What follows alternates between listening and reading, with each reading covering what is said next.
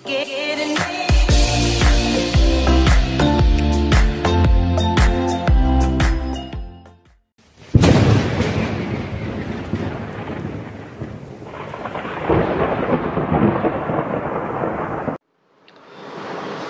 Students, next lecture जो हमने करने वाले हैं, लास्ट लेक्चर तक हमने सारे फॉर्मूले देखे electric field related.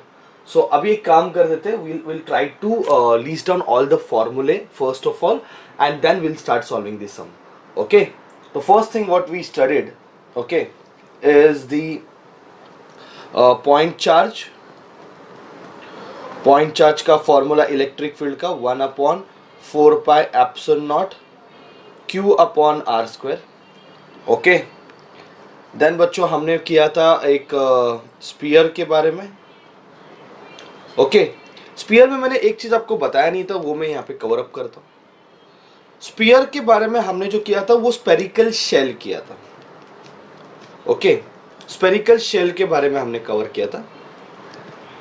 Okay, so now if I consider there is a point P at a distance r, okay, from the center, तो इस पॉइंट P पे इलेक्ट्रिक फील्ड कितना होगा आउटसाइड। तो आउटसाइड का फॉर्मूला है 1/4 पाई एप्सिलॉन नॉट। सपोज इसके ऊपर चार्जेस Q है तो Q upon R square. Surface पे क्या रहेगा formula 1/4 pi epsilon naught Q upon capital R square, बराबर है। और इनसाइड कितना रहेगा, इनसाइड रहेगा 1/4 pi epsilon naught, sorry I am very sorry, inside it is always 0। Okay, तो outside 1/4 pi epsilon naught Q upon R square, surface पे 1/4 pi epsilon naught Q upon capital R square, और inside it is 0, right. Now if I consider one solid sphere, okay, and here charges are distributed in the volume। पूरा ऐसा solid sphere के volume में ऐसे charges है। Okay, here charges are distributed in the volume। तो यहां पे outside का फॉर्मूला क्या बनेगा, आंसर है 1/4 pi epsilon naught Q upon R square. Okay, बाहर जाने के बाद स्पीयर भी पॉइंट की तरह दिखेगा, तो ये R है, ये जो चार्जेस है चार्जेस मैंने Q ले लिए, तो फॉर्मूला E आउटसाइड का 1/4 pi epsilon naught Q upon R square. Surface पे भी वही फॉर्मूला, कोई प्रॉब्लम नहीं है, 1/4 pi epsilon naught Q upon capital R square. ठीक है, सो मुझे लग रहा है इसमें कोई चेंजेस नहीं है, जो आउटसाइड है वही सरफेस पे फॉर्मूला है। ओके, एक स्पेरिकल शेल ले लो जिसके ऊपर चार्जेस है, यहाँ पे चार्ज डेंसिटी हमने सिग्मा लिया था। ओके, और यहाँ पे चार्ज डेंसिटी अपन लेते हैं रो, क्योंकि यहाँ पे वॉल्यूम में चार्जेस डिस्ट्रीब्यूटेड है। यहाँ पे इनसाइड कोई चार्ज है ही नहीं, तो इलेक्ट्रिक फील्ड कितना हो जाएगा 0, पर यहाँ पे इनसाइड इलेक्ट्रिक फील्ड है और उसका फॉर्मूला है 1/4 पाई एप्सिलॉन नॉट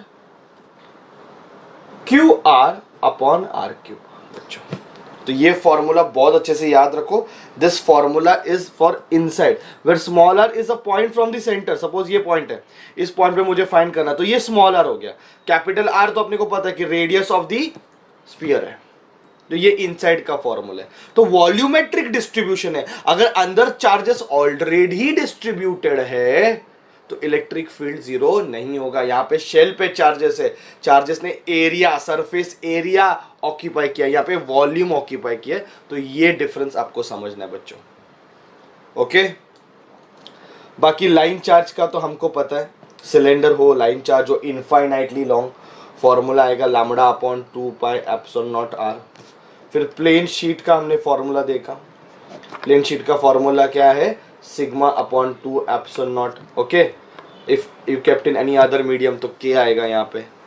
तो ये हमने सारे फॉर्मूले डिस्कस किए थे। सिर्फ ये सॉलिड स्फीयर वाला मैंने डिस्कस नहीं किया था, वो मैंने यहाँ पे डिस्कस कर दिया। आप उसको लर्न करो अच्छे से, सॉलिड स्फीयर वाला जो है वो। ओके, और अगर मैंने एक सिंपली अगर मैं इसका ग्राफ ड्रॉ करता हूँ ना, तो यू विल अंडरस्टैंड कि यहाँ पे भी हमने ग्राफ ड्रॉ किया था, आप लास्ट लेक्चर में चाहिए तो जाके देख सकते हो। ईयर आर का अगर ग्राफ ड्रॉ किया तो इनसाइड देखो डायरेक्टली प्रोपोर्शनल दिख रहा है क्या स्मॉल आर के साथ।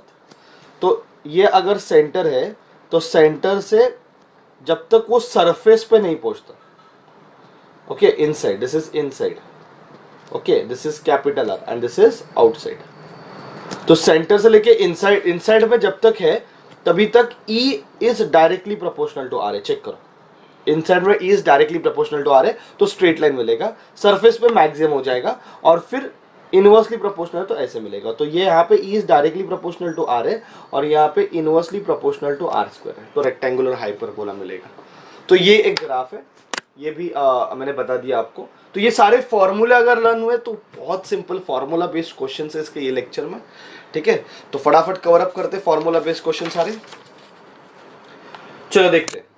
N electron is revolving around a line charge, एक लाइन चार्ज के अराउंड इलेक्ट्रॉन रिवॉल्व हो रहा है, having charge density 2 × 10⁻⁻8 coulomb per metre square. Okay, तो एक लाइन चार्ज है, ठीक है बच्चों, एक लाइन चार्ज है। इस लाइन चार्ज के अराउंड एक इलेक्ट्रॉन घूम रहा है, एक इलेक्ट्रॉन रिवॉल्व हो रहा है। ओके, इस लाइन चार्ज के अराउंड एक इलेक्ट्रॉन रिवॉल्व हो रहा है। Okay, suppose this is the electron which is revolving around the line charge. Okay, find kinetic energy of the electron. देखो इलेक्ट्रॉन की काइनेटिक एनर्जी पूछी है और चार्ज डेंसिटी मतलब लैम्बडा, ओके, की वैल्यू दी है 2 × 10⁻⁸ कूलम पर मीटर। यूनिट को देख के तो आपको पता चलता है कि लैम्बडा दिया है, कि सिग्मा दिया है, कि रो दिया है। ओके, तो एक लाइन चार्ज है, उसकी डेंसिटी हमें दी हुई है, उसके अराउंड एक इलेक्ट्रॉन ऐसे रिवॉल्व हो रहा है। अब मुझे बताओ रिवॉल्व होने के लिए आपने पहले पढ़ा रहेगा we require centripetal force, yes और नो। बिना सेंट्रीपेटल फोर्स के तो रिवॉल्व नहीं होगा। और सेंट्रीपेटल फोर्स ये कौन प्रोवाइड करता है? It is provided by the electrostatic force between electron and line charge. तो लाइन चार्ज ने यहाँ पे आजू बाजू में तो फील्ड बनाई है ना बच्चों, लाइन चार्ज ने ऐसे आजू बाजू में फील्ड बनाई है और उस फील्ड के वजह से फोर्स लग रहा है। अभी थोड़ा फील करो, ये ऐसे फील्ड बनाई है। ओके, सपोज पॉजिटिव चार्ज है, फील्ड ऐसे बनाई है, तो इलेक्ट्रॉन पे फोर्स कैसे लगेगा बताओ? इलेक्ट्रॉन इज नेगेटिव चार्ज तो अगेंस्ट फील्ड फोर्स लगेगा। तो इस इलेक्ट्रिक फील्ड के वजह से इस इलेक्ट्रॉन पे जो फोर्स लग रहा है, फॉर्मूला क्या है? QE। याद करो, force acting on charge in electric field. Electric field जब मैंने इंट्रोड्यूस किया था, सबसे इंपॉर्टेंट टॉपिक मैंने यही बताया था कि एक इलेक्ट्रिक फील्ड में एक चार्ज को रखोगे तो उस पर कितना फोर्स लगता है, फॉर्मूला है QE। एक इलेक्ट्रिक फील्ड में चार्ज को रखोगे तो कितना फोर्स लगेगा, QE। और सेंट्रीपिटल फोर्स का फॉर्मूला है mv²/r। तो बच्चों mv²/r is equal to charge of electron E है, आप सबको पता है। और इलेक्ट्रिक फील्ड का वैल्यू क्या है? It is λ/2πε0r। मानते हो कि नहीं? अभी ये r और ये r कैंसिल हो जाएगा तो हाफ से मल्टीप्लाई कर दो तो हाफ mv² आ जाएगा, इधर ev/4πε0। Okay, what is this? This is kinetic energy of electron. आया कि नहीं आंसर? और ये सिंपली 1/4πε0 E इंटू लैम्बडा। जानबूझ के मैंने ऐसे लिखा क्योंकि ये वैल्यू 9 × 10⁻⁹ है, ये 1.6 × 10⁻⁻19 है और लैम्बडा की वैल्यू आपको दी है 2 × 10⁸ आप आराम से इसको सॉल्व करो, मल्टीप्लीकेशन ही है, आंसर आएगा 2.88 × 10⁻17 जूल। ठीक है, तो बहुत अच्छा सम था ये। या रिमेंबर कि इलेक्ट्रॉन को इलेक्ट्रिक फील्ड में रखा, किसके? लाइन चार्ज के। तो लाइन चार्ज उसके ऊपर क्या लगाएगा? फोर्स लगाएगा। ओके, फोर्स का फॉर्मूला क्या आएगा? QE। That's point what you have to remember. Okay, चलो देखते हैं ये वाला चीज। दो क्वेश्चन है। A charge of 17.7 × 10⁻⁻4 coulomb is distributed uniformly over a large sheet, okay, of area 200 metre square. तो शीट वाला समय, शीट का एरिया दिया हुआ है 200 मीटर स्क्वायर, कितने चार्जेस उसके ऊपर है वो बताए। Calculate electric field intensity at a distance 20 centimetre. 20 centimetre पे electric field intensity. Don't you think so वो आजू बाजू में यूनिफॉर्म इलेक्ट्रिक फील्ड बनाएगा? तो ये तो मेरे लिए एक यूजलेस डेटा हो गया ना, इसका कोई काम नहीं है क्योंकि वो आर पे डिपेंड ही नहीं करता। अगर मैं कोई शीट ले रहा हूं, इस शीट का मुझे एरिया दिया हुआ है, कितना दिया एरिया? 200 मीटर स्क्वायर, इस पे कितने चार्जेस है वो दिए हुए हैं 17.7 इंटू 10⁻⁻⁴ कूलम। तो सिग्मा आ जाएगा, सिग्मा क्या है, चार्ज पर यूनिट एरिया। तो 17.7 इंटू 10⁻⁻⁴ अपॉन 200, इसका आंसर आएगा 8.85 ओरली आ रहा है, इंटू 10 हो जाएगा -6 कूलम पर मीटर स्क्वायर। ये तो बहुत ओरली आ गया, बराबर है। और अभी अपने को क्या फाइंड करने का, इलेक्ट्रिक फील्ड। इलेक्ट्रिक फील्ड का फॉर्मूला क्या है, सिग्मा अपॉन 2 एप्सिलॉन नॉट। वो तो आर पे डिपेंड नहीं करता, तो ये तो यूजलेस डेटा हो गया। तो सिग्मा की वैल्यू कितनी है, 8.85 इंटू 10⁻⁻⁶ अपॉन 2 इंटू 8.85 इंटू 10⁻⁻12। ये कैंसिल हो गया, ये ऊपर जाएगा, तो 10⁶ अपॉन 2 है ना। तो 10⁶ upon, I am very sorry, अच्छा एक ही साइड पे चाहिए ना अपने को, तो फॉर्मूला आएगा सिग्मा अपॉन एप्सिलॉन नॉट, है ना। तो इसका आंसर कितना आएगा, 10⁶ न्यूटन पर कूलम, बराबर है। Next, a charge particle having a charge of -2 into 10⁻⁻⁶ coulomb is placed over A close surface, ऐसा दिया हुआ है, ठीक है।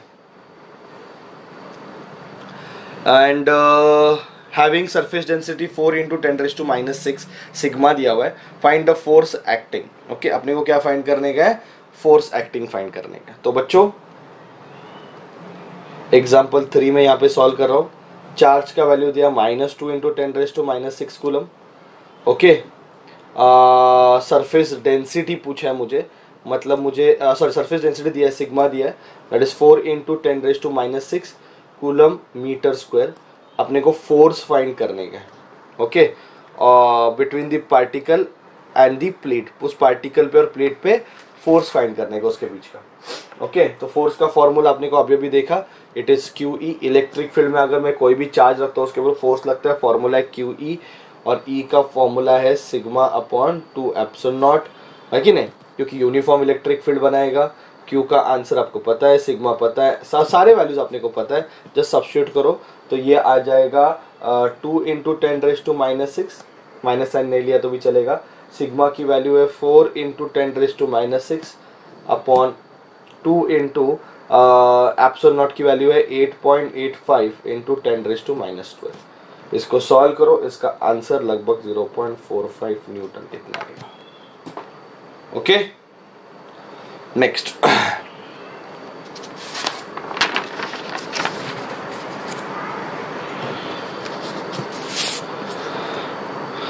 स्पेरिकल कंडक्टर है, रेडियस 12 सेंटीमीटर है। मुझे लगता है ये सॉल्व करने का जरूरत नहीं है, सम बहुत इजीली इसको आप लोग सॉल्व कर सकते हो। स्पेरिकल कंडक्टर है, उसका रेडियस अपने को दिया हुआ है 12 centimetre, having a charge density 1.6 into 10⁻⁻⁷ coulomb, distributed over its surface. What is the electric field inside?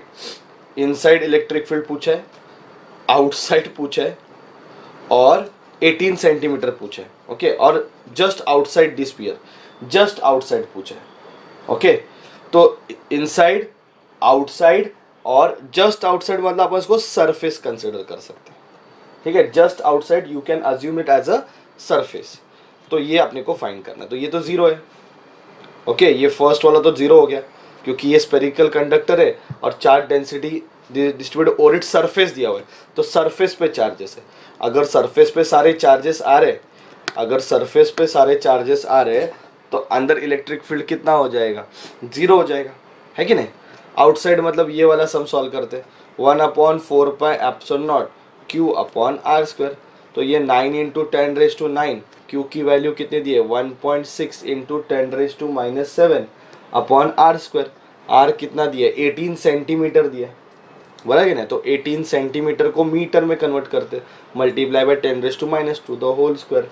इसको सॉल्व करो, देखो आंसर कितना आता है, लगभग 4.44 इंटू 10⁻⁴ न्यूटन पर कूलम में आंसर आएगा।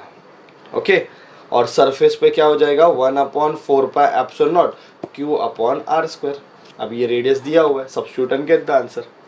ओके, देखो इसका आंसर कितना आ रहा है, लगभग इसका आंसर आना चाहिए 10⁵ न्यूटन पर कूलम, ठीक है। तो ऐसे ये सारे सम्स है, एक बार आप लोग सॉल्व करो, देखो आपको कैसे लग रहा है।